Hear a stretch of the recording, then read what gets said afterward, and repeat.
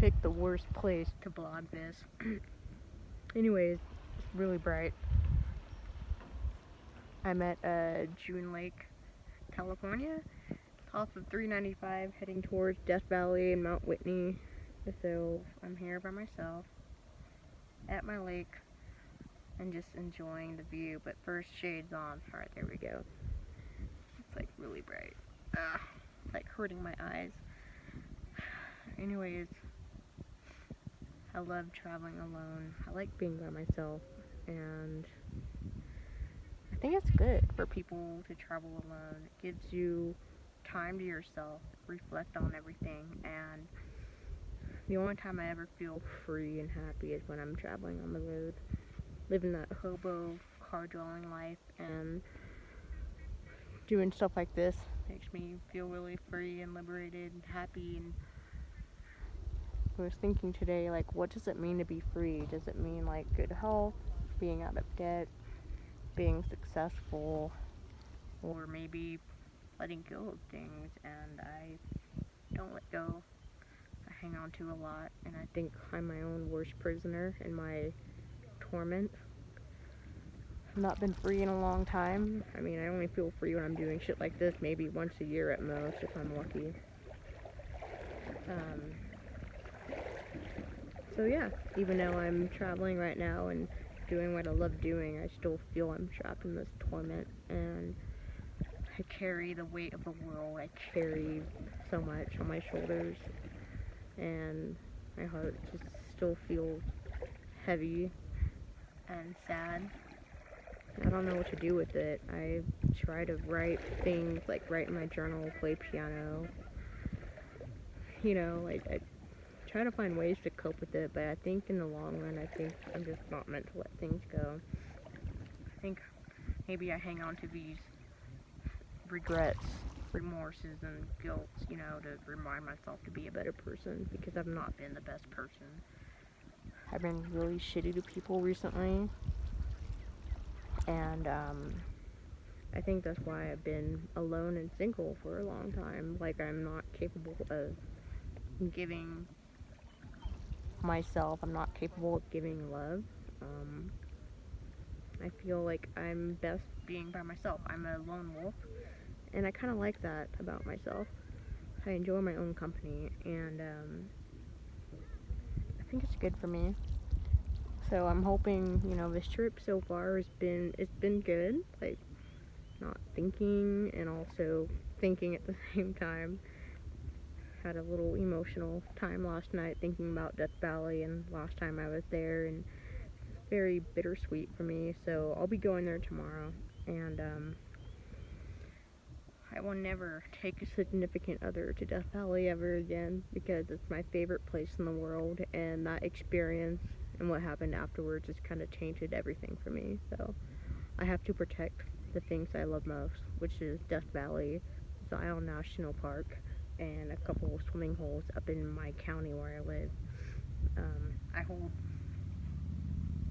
close to my heart, like, places that I'm very fond of, and I think those places mean a lot to me, especially, like, Death Valley.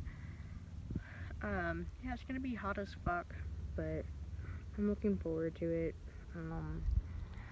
I'm getting anxious about Mount Whitney coming up on Friday. I've never done a hike like that before, and I've not been training at all. I'm still smoking, I'm still drinking, doing that right now. Yep. I did get some medication, like the electrolyte sodium potassium pills you can get from REI, so I got that. I'm afraid I won't be able to make Whitney. I had nightmares about it for the last couple of weeks, actually, especially the other night. It was really intense. So I'm hoping I can go in and tackle Mount Whitney, scratch that off my bucket list. I've been in love with Whitney since I first saw her when I was 15, so half my life I've been wanting to hike to the summit. So yeah, this trip is nice. I'm enjoying spending a lot of time alone, which I really needed that. I'm glad things worked out the way they did, and I'm so happy my friend is flexible and really chill, and I'm flexible, I'm chill, and it was not a big deal that plans changed, because I was supposed to be going with her this whole week, but no, I really needed this. This is like my mental health service right here. Yeah, maybe in the most peaceful, happiest place in the world, but deep inside, I don't feel that way. I feel tormented. I feel dragged down. I feel heavy. A lot of burdens that I carry. And also, I'm technically homeless. Like, I don't really have a place permanently of my own. I bounce around. I'm never in one spot for too long. I live paycheck to paycheck. So I have a lot of stresses in life. But when I'm on the road, like right now, I feel like no one can own me. The man can't own me. My debts cannot own me. Hell, my health insurance cannot own me. When I'm out and about like this, I feel, whatever comes, I embrace. Like, come what may, I welcome death. I welcome happiness, if it ever comes. I welcome love, if I'm capable of that. I'm very open-minded. I've let go of my fear of dying a long time ago, and so now I'm at a place where I'm very peaceful with myself and the unexpected. And I've had a few close calls just from my commute that I do from Sacramento to work. It takes a big toll on your mental health over time. I've been doing this for 7 years now. So I'm hoping, after this trip I'll have more clarity on what I want in my life. I think I need to make a career change, go back to school, get a different job in the city and not in a small town, and make more money so I can pay off my shit. I have a desire to live a van life. I want to buy a van and live in that full time and just film and document and photograph everything and just live off the grid. Like, that's what I would love to do. I just hate the idea of being trapped in between four walls in a house. I can't. I get stir crazy. I mean, even at work, I can't handle it. I'm always pacing, leaving the room constantly and walking and pacing. I can't sit still. I just don't like it. So I may look like I'm a happy, outgoing person with my social media shit, but deep inside, I'm not. I've suffered from depression, like clinical depression, since I was 12. Actually, no, not 12, 10.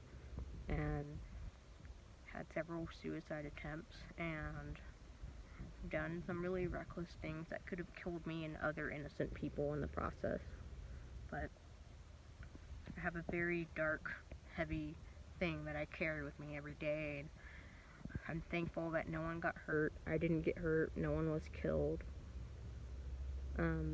Especially innocent people that have nothing to do with me. So, anyways, I'm at June Lake, and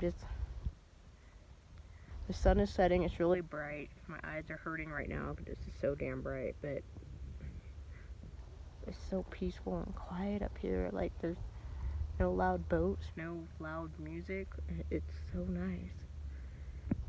I wish the world can just hold still for a minute, just hold still, world, and just be in the present.